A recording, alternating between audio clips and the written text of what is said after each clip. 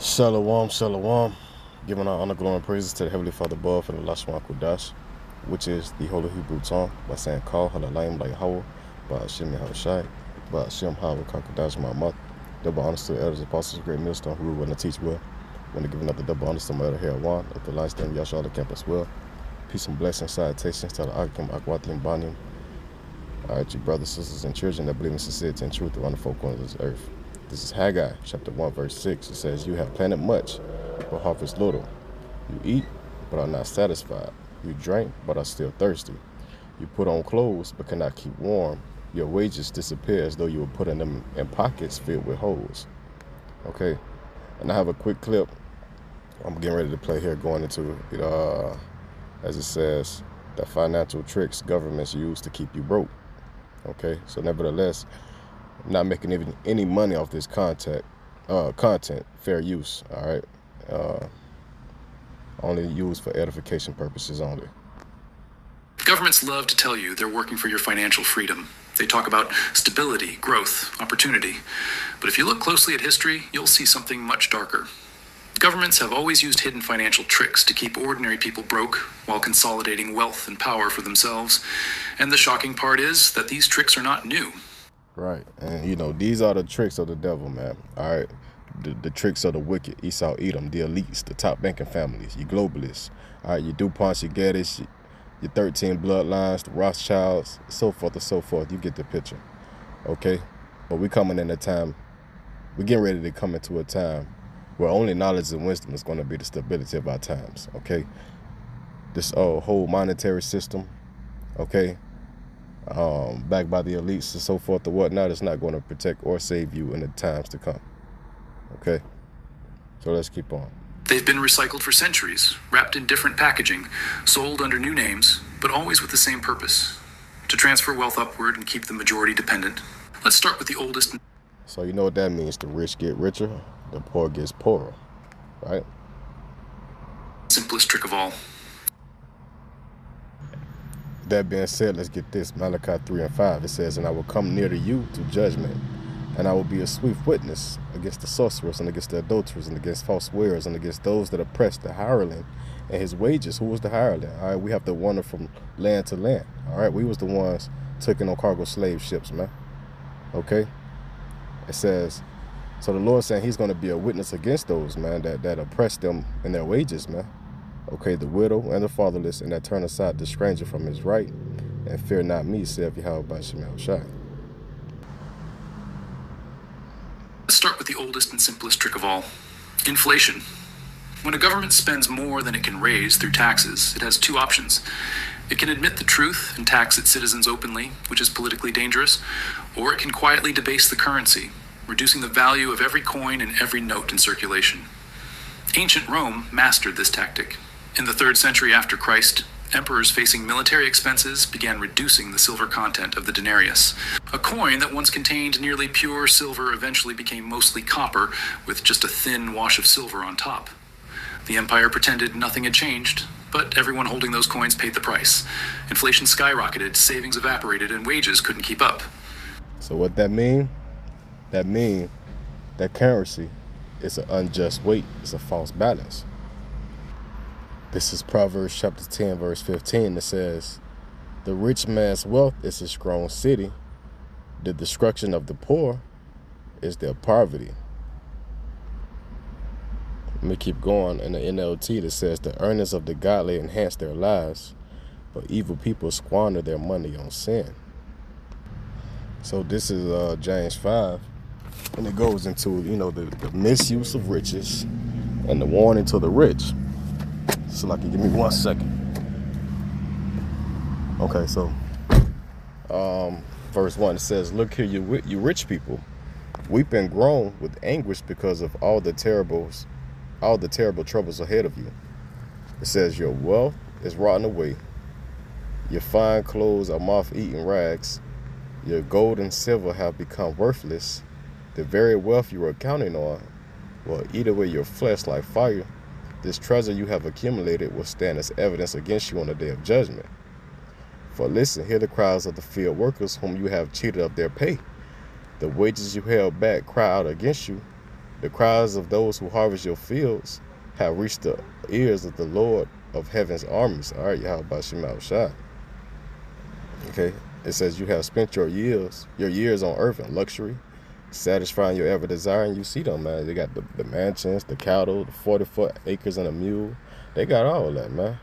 It says you have fattened yourselves for the day of slaughter. You have condemned and killed innocent people who do not resist you. Okay, going all the way back into the time of slavery. And it's going to be a payback for that, man. It's going to be a ransom, man. The wicked said be a ransom for the righteous, man. Let me see. Yep, Proverbs 21:18. Okay. The wicked become a ransom for the righteous and the unfaithful for the upright. Which that is in the NIV. Give me 1 second. There we go. King James Bible. The wicked shall be a ransom for the righteous and the transgression for the upright. It was a silent tax on the population, a trick still used today, just with central banks instead of imperial mints. The Middle Ages brought another version of this game, forced loans. Monarchs in England, France, and Spain routinely leaned on wealthy merchants and guilds to lend money to the crown. Of course, these weren't voluntary. Refusal meant fines, confiscation, or worse. Sometimes the crown promised repayment with interest, but repayment often came late, in devalued currency, or never at all. The government maintained its wars and palaces, while merchants had little choice but to surrender their capital. The trick here was coercion disguised as patriotism or duty. Robinhood Gold Salakia for this advertisement. is offering 4% APY with high-yield cash for just $5 a month. Or duty. And it worked for centuries. By the 17th century, the financial system itself became the trick. When Britain created the Bank of England in 1694, it wasn't out of charity. It was because the government needed money to fight wars with France. Wealthy investors bought government bonds, and in return, the crown guaranteed interest payments funded by taxes. This sounds like a fair deal, but think about who paid those taxes. Ordinary people, through duties on goods like salt, beer, and cloth. The wealthy lent money to the government and earned secure interest. The poor paid higher taxes to fund those interest payments.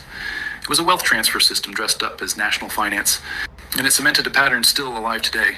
The safest investments in the world are lending money to governments, and those returns are ultimately guaranteed by the labor and consumption of the masses. Fast forward to the modern world, and the tricks are everywhere. Take deficit spending. Governments run up massive debts, issuing bonds bought by investors, banks, and foreign powers.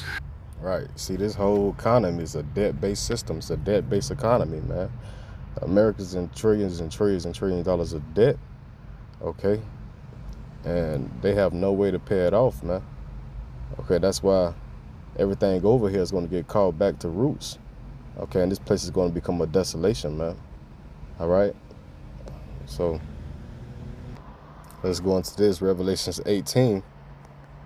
All right, where it says the fall of Babylon. The Babylon is fallen, aka America. We start at verse 3. It says, you know what? In the NLT, it says, for all the nations have fallen because of the wine of her passionate immorality. The kings of the world have committed adultery with her because of her desires for extravagant luxury. The merchants of the world have grown rich. Then I heard another voice calling from heaven, come away from her, my people. Do not take part in her sins, or you'll be punished with her. All right, once again, talking about America, it says, for her sins are piled as high as heaven, and Yahweh, Ba'ashim Shai, remembers her evil deeds.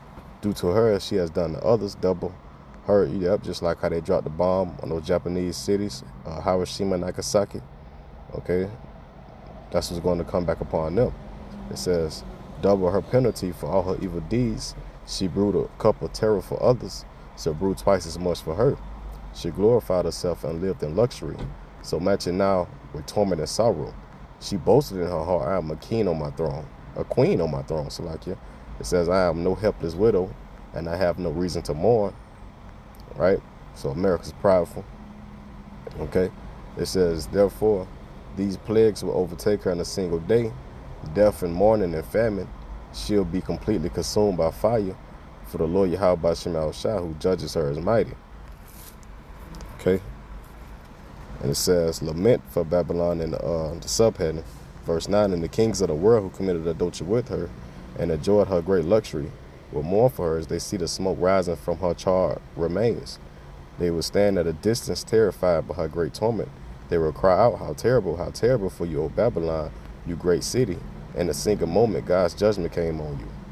All right, Yahweh Bashim al-Shah. Okay, the merchants of the world will weep and mourn for her, for there is no one left to buy their goods. She bought great quantities of gold, silver, jewels, and pearls, fine linen, purple silk, and scarlet cloth, things made of fragrant Thyine wood, ivory goods, and objects made of expensive wood and bronze, iron, and marble. She also brought cinnamon, spice, incense, myrrh, frankincense, wine, olive oil, fine flour, wheat, cattle, sheep, horses, chariots, and bodies, that is, human slaves. All right? The fancy things you love so much are gone. They cry, all your luxuries and splendor are gone forever, never to be yours again. And it says, the merchants who became wealthy by selling her these things will stand at a distance, terrified by her great torment. They will weep and cry out. This is Jeremiah 17:11. It says, like a partridge that hatches eggs, she has not laid, so are those who get their wealth by unjust means. At midlife, they will lose their riches. In the end, they will become poor old fools. And that's the same thing was happening to America, man. All right, it's losing its seat of authority, its powerhouse, man, its position. Okay, it's coming. It's being the house of the thief is being broken up. All right, the house of confusion, man. Okay, once again, aka being this place, America. This is Ezekiel chapter 7, verse 19. It says, they will throw their money in the streets, tossing it out like worthless trash. Their silver and gold won't save them. On that day of the Lord's anger, it will neither satisfy nor feed them, for their greed can only trip them up. And let's get Zephaniah, all right, the first chapter, man, starting at verse 14, but the point is in 18. It says, the great day of the Lord is near. It is near, hasten greatly. Even the voice of the day of the Lord, the mighty man shall cry there bitterly. That day is the day of wrath. You know what? In the NOT, it says, it will be a day when the Lord's anger is poured out, a day of terrible distress and anguish, a day of ruin and desolation, a day of darkness and gloom, a day of clouds and blackness, a day of trumpets, calls, and battle cries. Down go the walled cities and the strongest battlements. Because you have sinned against the Lord, I will make you grope around like the blind. Your blood will be poured out. Yeah, they ain't going to know what to do. They're going to be lost. Your blood will be poured into the dust, and your bodies will lie rotting on the ground. Your silver and gold will not save you on that day of the Lord's anger, for the whole land will be devoured by the fire of his jealousy. He will make a terrifying end of all the people on earth. Politicians tell the public it's for infrastructure, jobs, or social programs, but much of it funnels into defense contractors, corporate subsidies, and bailouts. When repayment time comes, governments don't cut spending at the top. They raise taxes, inflate the currency, or slash social benefits. The trick is that the debt looks like it's for the people, but the burden lands on their shoulders while the profits go to the bondholders. And then there are bailouts. During the 2008 financial meltdown, banks took reckless bets, bundled toxic mortgages into securities, and nearly collapsed the global economy. Who paid for it? Ordinary taxpayers through massive government bailouts. Who profited afterward? The very same banks, which emerged bigger and more concentrated than before. The trick was simple. Privatize the gains, socialize the losses, and the public was told this was necessary to save the system. Even the way governments handle pensions and retirement is a sleight of hand.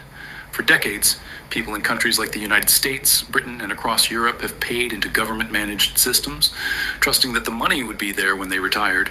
But governments often don't actually save that money. They spend it immediately and leave IOUs in its place. The promise is that future taxpayers will cover the cost when the bill comes due. It is essentially a generational Ponzi scheme wrapped in official language. It works until demographics shift, populations age, and suddenly the system is unsustainable. Then the government reforms it, usually by reducing benefits, raising the retirement age, or inflating away the value of payouts. Notice the pattern. At every stage, the trick relies on perception. The public is told inflation is growth, forced loans are duty, national debt is investment, bailouts are stability, and pension cuts are reform. The language masks the reality, a transfer of wealth from the many to the few, from the bottom to the top. And history shows this trick has worked for centuries because most people don't study economic history, don't understand financial systems, and don't see the trap until it's too late. In recent decades, the tricks have only become more sophisticated. Consider quantitative easing, a term most people never even heard of before the 2008 financial crisis. Central banks created trillions of dollars out of thin air, buying government bonds and mortgage-backed securities to stabilize markets. Politicians and bankers reassured the public this was necessary to prevent collapse, and it worked for the financial system. Asset prices soared. Stocks, real estate, and bonds surged in value. But who owns most of those assets? The wealthy. For the average household without large investments, the benefits were minimal, while the downside came in the form of distorted markets and rising living costs. The trick here was that money creation saved the system for those at the top, while fueling inflation and inequality for everyone else. Another modern sleight of hand is stealth taxation. Instead of raising income taxes directly, governments quietly tax through mechanisms like sales taxes, fuel duties, and most of all, inflation. When prices rise faster than wages, the gap is effectively a hidden tax on savings and purchasing power. Governments love inflation because it reduces the real value of their debts, but for citizens, it erodes financial freedom. You may feel richer because your salary is higher in nominal terms, but if your costs outpace your earnings, you are actually losing wealth. This is not a bug of the system. It is the system. Inflation is not simply an accident of economics. It is one of the most consistent tricks governments deploy to shift the burden of their spending onto you without ever admitting it. Then there's regulatory capture. On the surface, regulations are meant to protect the public. Financial rules, safety standards, consumer protections. But time and again, history shows us that powerful industries influence the regulators meant to oversee them. Railroads in the 19th century, oil companies in the 20th, and tech and finance today all have shaped rules in their favor. This is the same dynamic the Peaky Blinders learned in miniature on the streets of Birmingham. Better to own the referee than to fight the game. Governments use regulation as a tool to appear protective, but behind the curtain, the largest corporations carve loopholes that keep competition down and profits flowing. The public sees protection, the insiders see profit. War finance is another old trick in new clothes. During World War I and World War II, governments issued massive amounts of bonds, telling citizens it was their patriotic duty to buy them. People thought they were supporting their nation, which they were. But these bonds also became lucrative, risk-free investments for the wealthy, guaranteed by future taxes. In the 21st century, the pattern remains. Trillions spent on wars in Iraq and Afghanistan were financed through debt, benefiting defense contractors, banks, and bondholders, while ordinary taxpayers shouldered the bill. The trick is that wars are always presented as temporary emergencies. That's a lot, kid. But you see, these nations, they had enough with America, man, of America being a bully, all right, the hammer of the earth. They ready to take this place out, man. All right, the Lord is mustering the host of the battle anyway, man, because we're living in those times. Okay, well, he's getting ready to bring these prophecies to pass, man. All right, World War III being one of them, man. All right, this place is going to go out by thermonuclear fire, all right, and 200 million missiles being shot over here, man. All right, it's going to be turned into the lake of fire. Death and hell was cast into the lake of fire, man. Okay? So these people that are playing around, man, not paying attention to the signs, not waking up, not trying to repent, not seek the Lord while he may be found, they're not going to have any stability in those times to come. All right, they're going to be taken. All right, they're going to be numbered. All right, with the sword, the pestilence, the famine, the plagues, you know, and ultimately the ICBMs, man, you know. So let me keep on. Yet the financial burdens And it says, you know, governments say they work for your financial freedom, but history tells a different story. From Rome, debasing the silver coins to modern inflation, bailouts, and quantitative easing, the real pattern is clear. Financial systems are designed to keep the majority broke while wealth and power flow upward. In this episode of The Financial Historian, we're exposed to hidden economic history of how states manipulate money, debt, and inflation to transfer wealth from the people to the elite. This is financial education you won't get in school. Okay? Sharp lessons from the past that show you how the same tricks are still used today and what it means for your financial freedom and real wealth. For generations, long after the soldiers have returned home. Governments also weaponize complexity itself as a financial trick. Tax codes thousands of pages long, financial instruments so complicated even professionals struggle to explain them, budgets filled with hidden line items and jargon. All of this creates an environment where ordinary citizens cannot possibly track how money is flowing. Complexity becomes camouflage. When you cannot see the transfer of wealth, you cannot resist it. In ancient Rome, debased coins were a physical sign of the trick. Today, it's balance sheets buried under acronyms and obscure programs. The trick is the same. Make it too complex for the public to follow, and the transfer can proceed unnoticed. And that's why all this All these transfers, all this money, all this gold, all the riches is going to be a witness against this devil, man. All right, Esau Edom is going down. Why does this matter now? Because the tricks are alive and accelerating. Inflation eats away at your savings. Debt loads grow larger each year. Bailouts remain the reflex of choice whenever markets wobble. Central banks continue to manipulate money supply. While governments pass costs onto the public in forms so indirect, most people never connect the dots. The result is a system designed to keep you working harder for less real wealth, while the financial elite grows stronger. The lesson from history is not just that these tricks exist, but that they always return. When Rome debased its coins, citizens suffered. When monarchs forced loans, merchants lost fortunes. When modern states inflate and borrow, households bear the burden. Different ages, same mechanism. And here's the harsh truth. Most people will never escape these tricks because they don't even realize they're being played. They take inflation as natural, taxes as inevitable, and bailouts as acts of mercy. They believe government messaging instead of studying economic history. And that ignorance is the most powerful trick of all. When people forget the past, they cannot recognize its repetition. That is why governments and elites prefer a public uneducated in finance. Financial education is resistance. Economic history is a weapon. If you know the tricks, you're harder to manipulate. So what should you take away? First, always look beyond the headline. When governments announce stimulus, ask who profits first. When inflation rises, remember it is not just bad luck, it is policy. When regulations appear, ask who wrote them and who benefits. Second, build real wealth outside the traps. Assets that can hold value even when currency does not. Third, never assume the system works for you just because it says it does. Systems exist to protect themselves, not you. History doesn't repeat, but if you don't understand it, it will crush you all the same. The financial tricks that kept Roman citizens broke are the same ones draining your bank account today, only dressed in modern language. The only difference is whether you recognize them in time. If this gave you a new perspective, hit subscribe. History has... So, like the man said, all right, if you forget about the past or the history, you cannot recognize its repetition. All right, let me get the scripture. This is Proverbs 11:4. It says, riches won't help on the day of judgment, but right living can save you from death. Also, this is Matthew chapter 6, verse 19. It says, teaching about money and possessions.